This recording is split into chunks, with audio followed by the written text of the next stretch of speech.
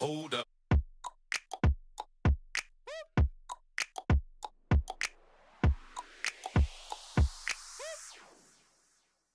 I hope you're having a great day.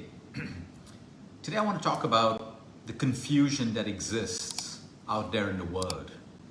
Every day there are hundreds and hundreds of queries around the diet. What kind of food should you eat? What kind of exercise should you be doing? Is intermittent fasting good? Is living the circadian way like the magic wand that takes care of all of your health problems? We have young kids and young men reaching out. Should we masturbate? Should we not masturbate? We keep reading different things about the side effects of masturbation. Some people want to know whether they should be vegan or non-vegan. So many questions.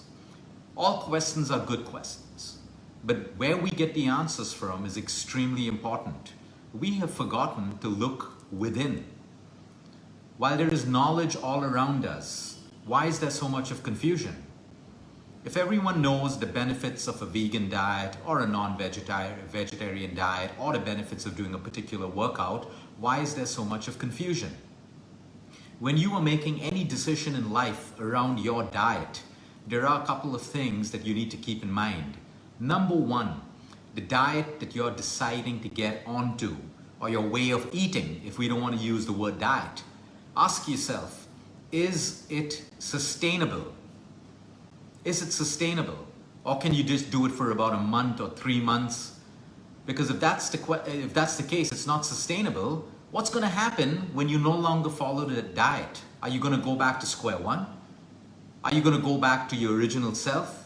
Are you going to put on all the weight that you lost on that non-sustainable diet? So whatever you're doing, ask yourself, is this sustainable? Is it something that I can do for a long enough time to get the results that I want and maintain the results? At this point in the year, it's the festive season in our country, around the world. So most people lose complete control over their exercise and their nutrition with that lame consolation that the 1st of January is when I will start again. That 1st of January never works for most people. It's just an idea that we feel good about. The 1st of Jan, New Year resolutions. How many people have fallen off their New Year resolution list within the first week of the New Year? Most people do. Why do you have to wait for a particular time to start something that is important to you today? Who says you can't enjoy the holiday season, Thanksgiving, Christmas, and everything without doing a little bit for your health every day? Do you need to put your health on the back burner just to wait for another day in the year to start?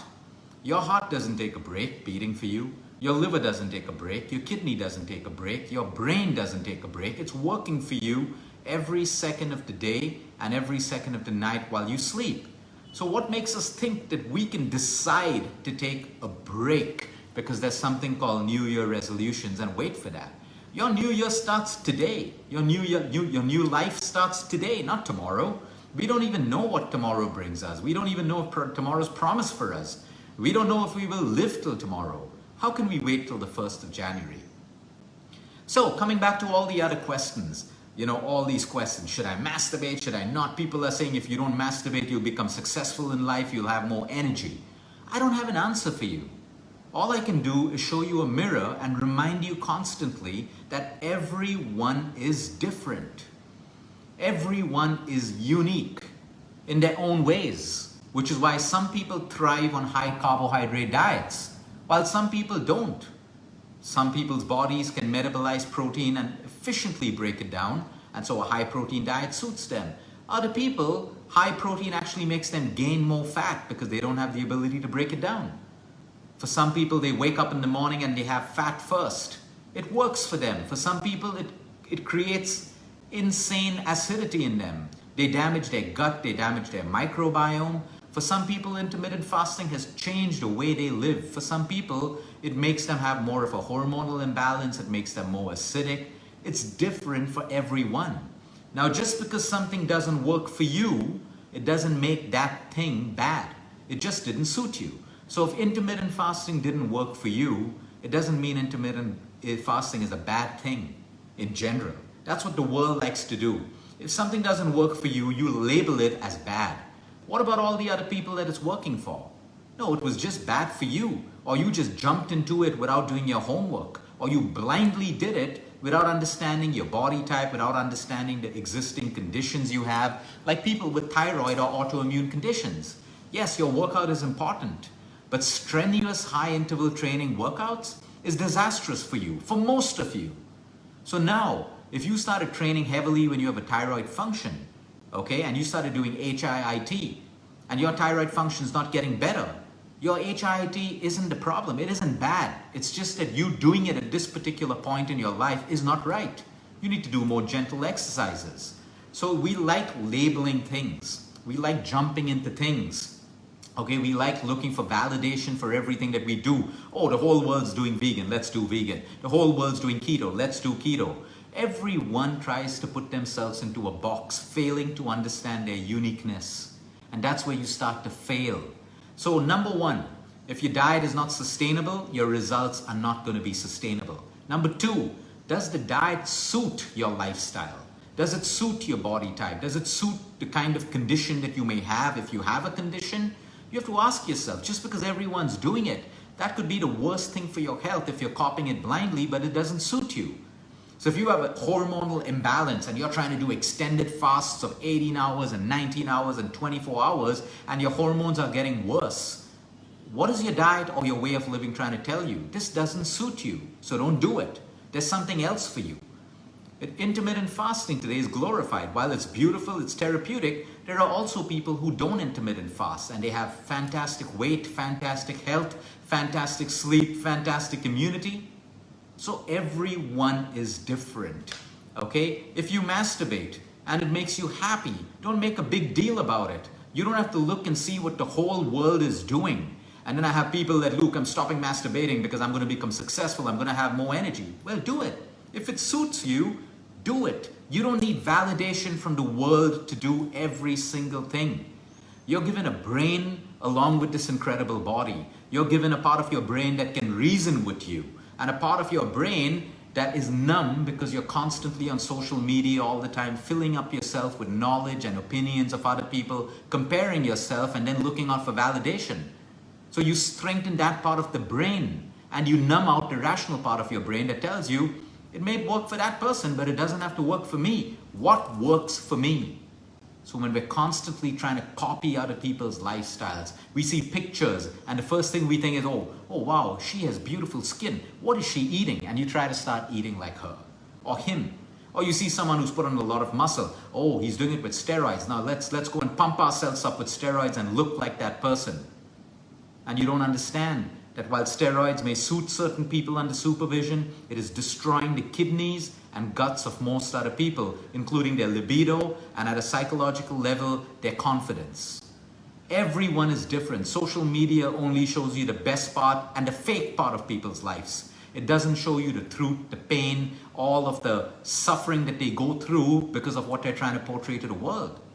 So my whole point is, you don't need social media to tell you what part of religion to follow, what part of spirituality to follow, whether you should masturbate or not, whether you should work 4 hours a day or 10 hours a day, whether you should invest in cryptocurrency or not. You don't need social media to tell you that. You can use content from social media to educate yourself, to create awareness, but finally you have the responsibility of making a decision that is right for you. There's nothing wrong with cryptocurrency. If it works for you and you're willing to take the risk and bear the repercussions, go for it. But if you're not willing to take the risk and you're going to move into depression when you lose your money, that's your fault.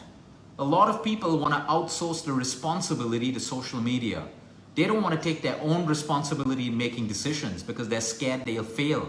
And when people fail, they want to blame. They want to project their shortcomings and their negativity on everyone else. They don't realize that they decided to do it.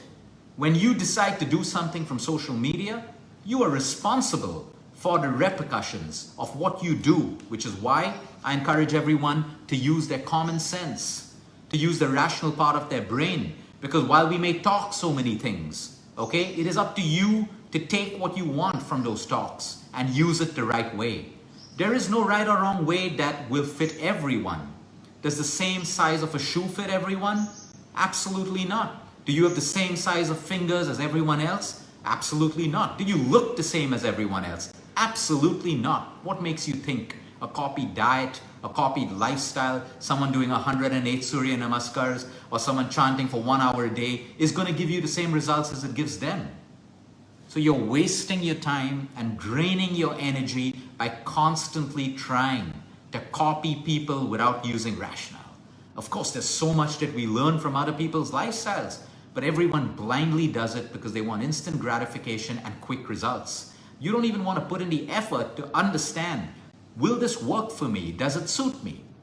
So number one, is the diet sustainable? Number two, is it suiting every need at my physical level, my emotional level, my disease if I have one? Number three, does it make me happy, psychologically content? Or is this way of living gonna be so extreme that I feel horrible about myself, I can no longer socialize, I can't be happy, I become irritable, grumpy, and all of that stuff? If the answer is yes to this, that is not your way of life. That is not the diet that suits you. That is not the spiritual path that suits you. You have to find out what suits you again without trying to copy people. So ask yourself, sustainable? Does it work for me, for my lifestyle, for the kind of condition I have? Number three, will it make me psychologically happy?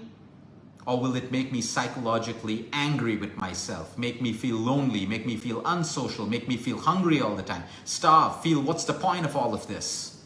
You have to ask yourself, that is your responsibility. You can't outsource that responsibility to anyone else. If you've taken something from social media and you start doing it, you are now responsible for it. You are responsible for it. In life, you are responsible for whatever you take up and the repercussions. At a certain stage in your life, you got to stop blaming your parents. No matter how awful your childhood was, there's a point in life where you got to stop blaming and complaining about everything and everyone. There are still adults who complain about their teachers, their childhood, their university professors. Suck it up and move on. The problem's with you. The problem is with you. Maybe you didn't get a good education. Maybe you didn't get a good childhood. Maybe something was wrong when you were growing up as a teenager, but now you're an adult. You got to take responsibility, suck it up, and make the change. You can't go through a life blaming people for your shortcomings. You can't go on projecting your insecurities, your anger, your negative emotions on other people so that you feel better about yourself. So the whole point is, when you keep asking these questions, the first thing you need to ask yourself, what suits me? What will make me happy? What will give me my results? And then you tie that in with discipline and consistency. And that's how you evolve. Whether it's with your diet, your exercise, your sleep, your spirituality, your emotional wellness, your relationships, your business, your job, whatever it is. It needs discipline, consistency, and it needs an answer sometimes that comes from within you. If people around you are constantly making decisions for you and opinions of so many people are influencing you, you've given away all of your power. You've given away all of your power to other people, and then you wonder why you feel out of control, because you've given away power to everyone. So these are answers to most questions that people ask. Of course, sometimes you need professional advice, guidance, people's experience can help you, all of that stuff, take it. But I'm saying, learn to start making decisions on your own using the rational part of your brain, your gut instinct, your feelings, your emotions. Keep everything on the outside world separate. And you find out and you decide what is right for you, and then couple that up with discipline and consistency, and I can guarantee you your life is going to change. Have a great day, everyone. Until next time, eat smart, move more, sleep right, breathe deep, and remember, you care is all about you. You are unique. What works for someone else doesn't have to work for you. Always remember that in all aspects of your life.